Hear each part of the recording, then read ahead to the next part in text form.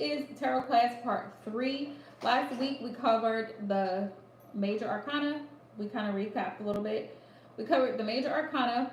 We also covered the Suit of Wands. We're going to get into the Suit of Swords. Okay? I'm going to do swords. And we're going to do a little test to make sure y'all been practicing the Major Arcana. Okay? Which I have my Major Arcana over here. So, if you're up and you're joining the class, I'm going to do a little test, all right?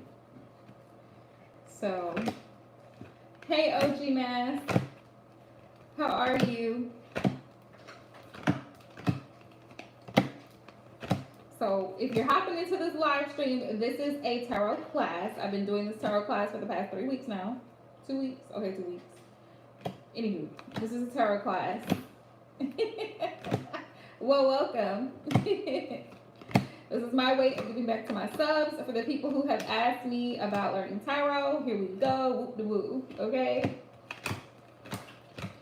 So hopefully, if you have any questions, feel free to reach out to me. You guys can email me or comment on the live stream. Leave a comment or email me at aquarianempresstarot@gmail.com.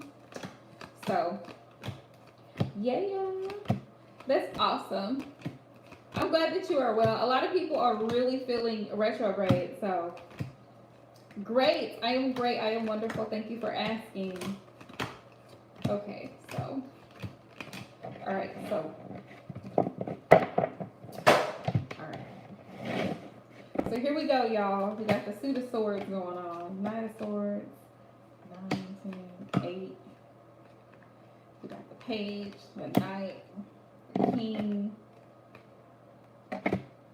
Let's see, 8, 7, 6. I honestly feel like most people should. I feel like it's a good thing to learn, even if you don't like necessarily use it for any particular reason. I just think it's good to know, That's what I think. But, that's just me. Page, Knight, Queen. Yes, that's all you gotta do is just pick them up and start using that intuition, honey. Exactly. If you have the cards, you might as well use them. So I've split my deck up. Like I took out the whole Suit of Swords, so we can go over that tonight. We've already had 2 classes. We did the Major Arcana and we did the Suit of Wands. So if you are taking notes for the class, we talked about, we didn't really go into court cards, so I think I'll dedicate one lesson to that one Wednesday night. We do it every Wednesday night, tarot class. And I didn't get to start earlier, or I would have, because I had a personal reading that I had to get done. But what was I gonna say? But normally I start class at 7 o'clock. It's 7 o'clock Wednesday night. But we're just gonna recap tonight and then go into the Suit of Swords, which is Gemini, Libra, Aquarius energy, air energy, the element of air. We did fire, Aries, Leo, Sagittarius before, and then we're gonna go into Earth next week and water. So hopefully that'll be before I leave, because yeah, I want to get that in. All right, so my lovelies, we're gonna start with the Major Arcana. How we're going to do this little test. This is just a quiz to see if you've been learning, if you've been practicing with your Major Arcana cards. All right. I'm gonna pull a card and you tell me what the card represents in tarot. And even if you get the answer wrong, it's okay. It is a learning process. The Chariot. How do you interpret the Chariot in tarot? What does the Chariot signify in the tarot, in a reading? It's Major Arcana. Yes. You got it. You got it, OG Mask. The Hangman. What does the Hangman signify in tarot?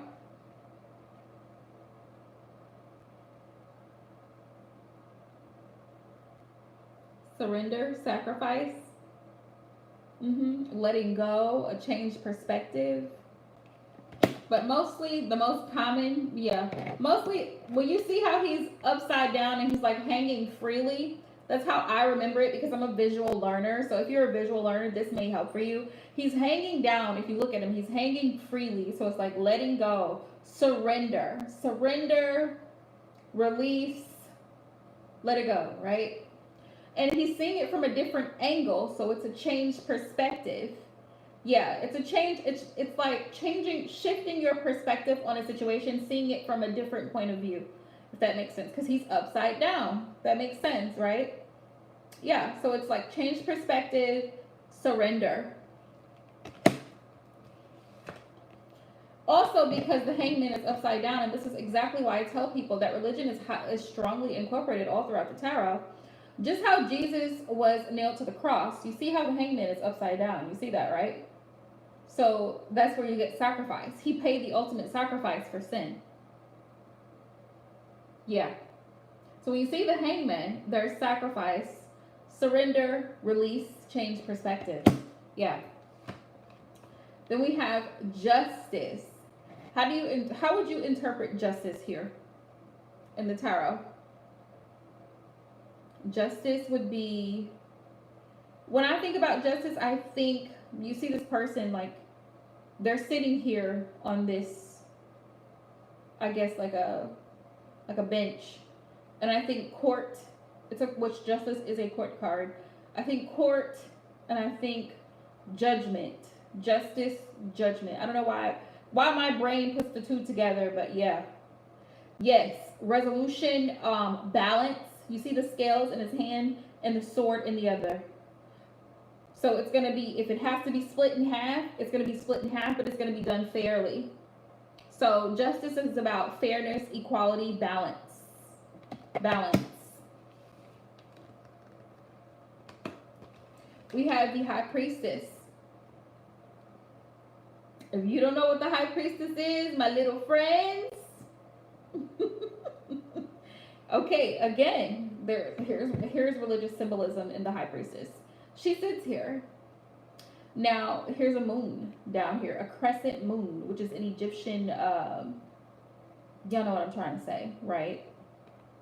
It represents something in Egyptology. Like, it represents something. I forgot what this represents, but it means something.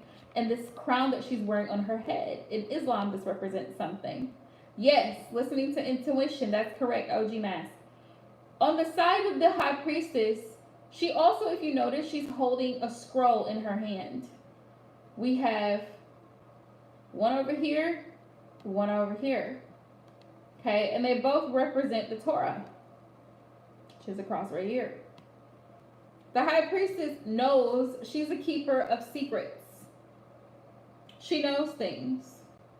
Sometimes in her reverse energy, she can be sneaky and very secretive, withholding information from someone. So if the High Priestess comes up in a reading for me as a reader and she's like this is like she's not saying anything. She's being sneaky and manipulative. But if she comes up like this, it may be an opportunity for you to tap into your intuition and to learn something, to gain some type of wisdom, but to also trust your gut feeling because you just know something. Sometimes you just know something, like you don't know how you know, but you know, like you feel it. It's an energetic pull. It's something that you feel intuitively.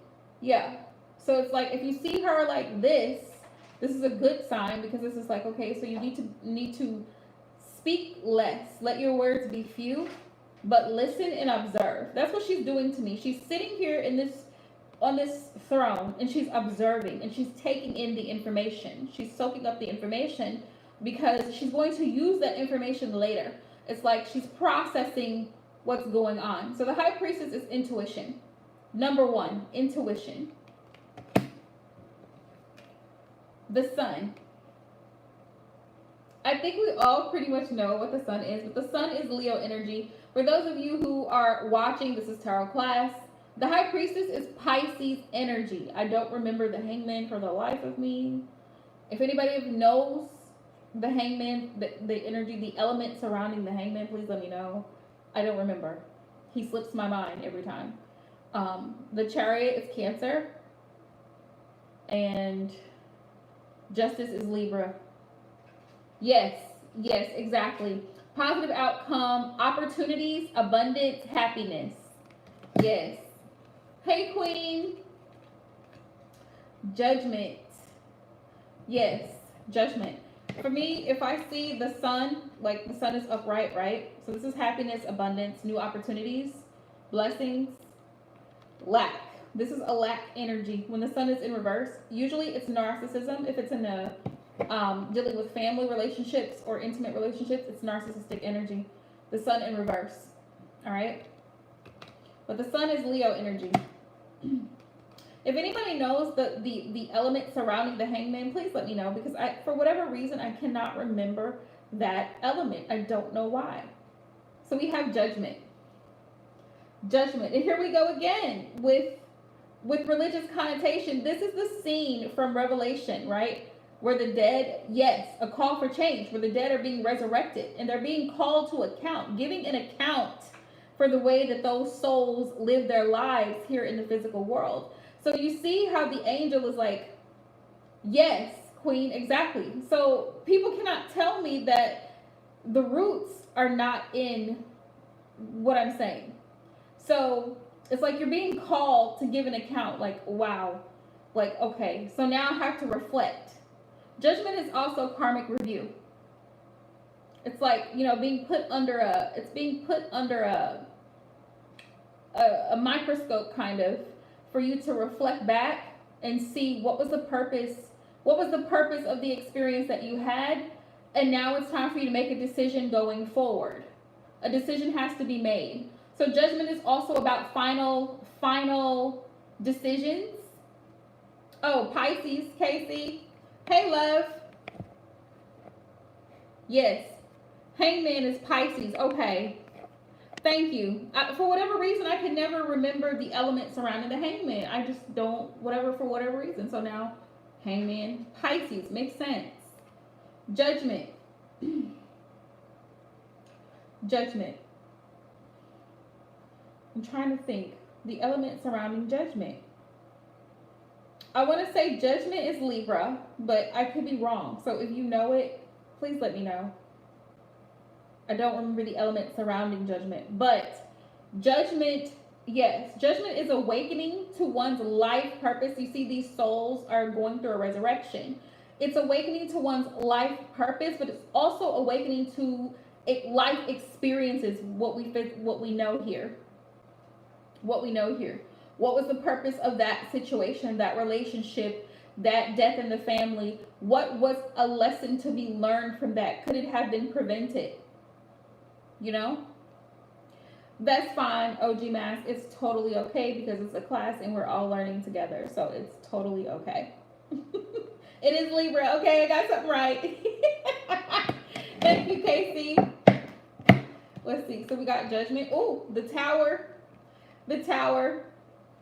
I used to think the tower was Scorpio, but actually the tower is Aries energy. The tower is Aries energy. And it makes sense, because when you see the tower, it's realizations, right? Yes, a major shift or change, OG. Yes. Listen, Aries don't come for me. But when I see the tower card, I think drama. Because when I think Aries, I think, when I think fire energy, I think, woo, here they come. It's the powerhouse energy. So also with the ego, sometimes the ego death with the tower, because you see the crown is falling off of the tower. It's a hot mess. So, at some point you have to, it's like things have to change in order for it to get better, right? That's the change, that's the shift. A lot of people look at change as, oh, I don't really want to do that. I don't want to move to this department. I don't want to move to that city. I don't want to let this person go. But it's okay. They're not my babies anymore. They have to grow up. Yes, it's a change. They're getting ready to go to college. They're moving out. Exactly. It could be, Casey. It could be an idea, like that aha moment. That also. It's like the tower is a it's almost like a wake up call. That's how I see it too. Like it's like a wake up call, like, oh, something needs to be different here.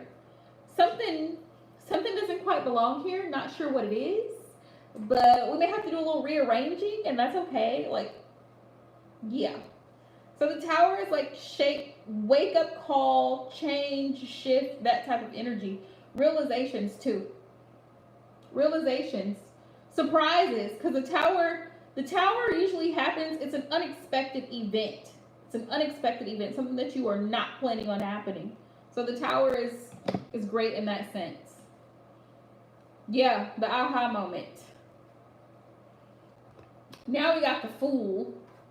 Oh, he's so, I love the fool's energy because he's just so like, la la la la la. He's just frolicking on. Just frolicking on. Just leaping in. Like he has no cares, right? Yeah, free spirited, definitely. Definitely. The fool is not concerned. He is not concerned about the fact that he's on the edge of a cliff, y'all. He's not concerned about the little puppy on the side of him. How do we know it's not a pit bull? He doesn't know. He doesn't care. He's got his bag. He's singing his song. It reminds me of somebody driving down the freeway. Yeah, and he feels like can't nobody tell him nothing because he is it, okay? Can't nobody tell him nothing. So it's like it reminds me of the people that's like driving down the freeway. His name shall not be named, Casey. And their love nibbles, okay? But yeah, he's currently eating apples, so hopefully that will satisfy the appetite.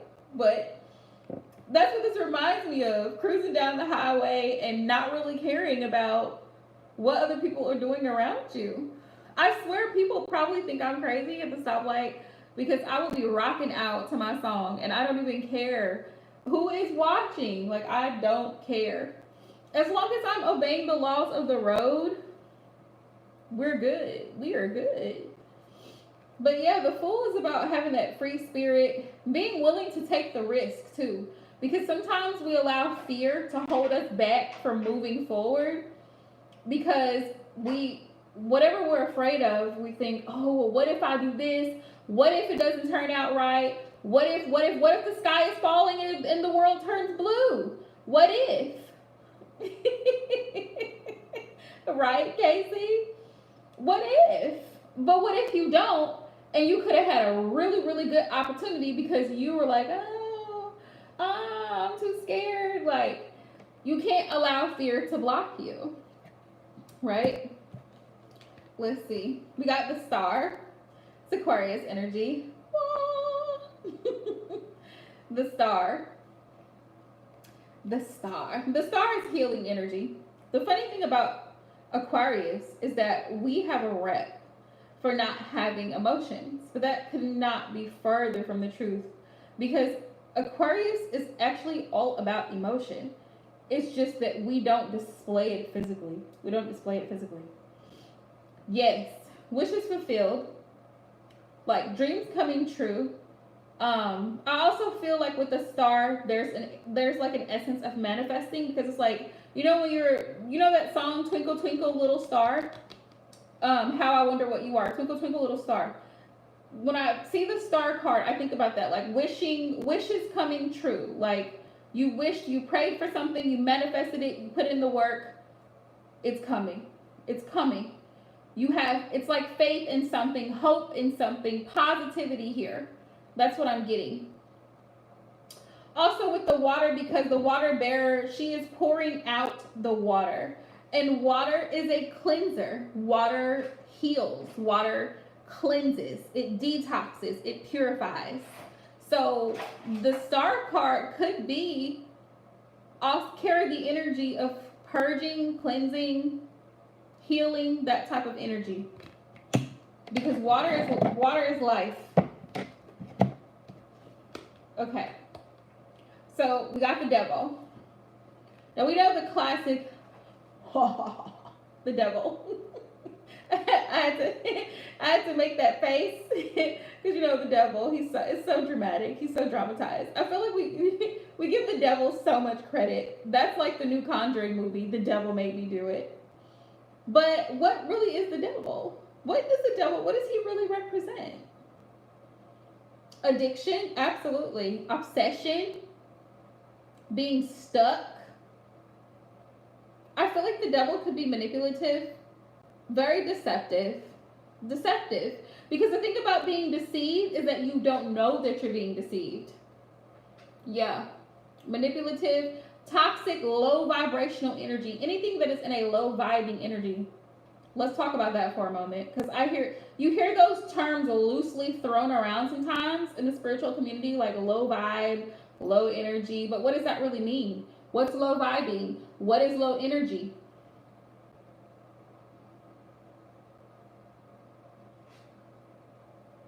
Competition, very competitive.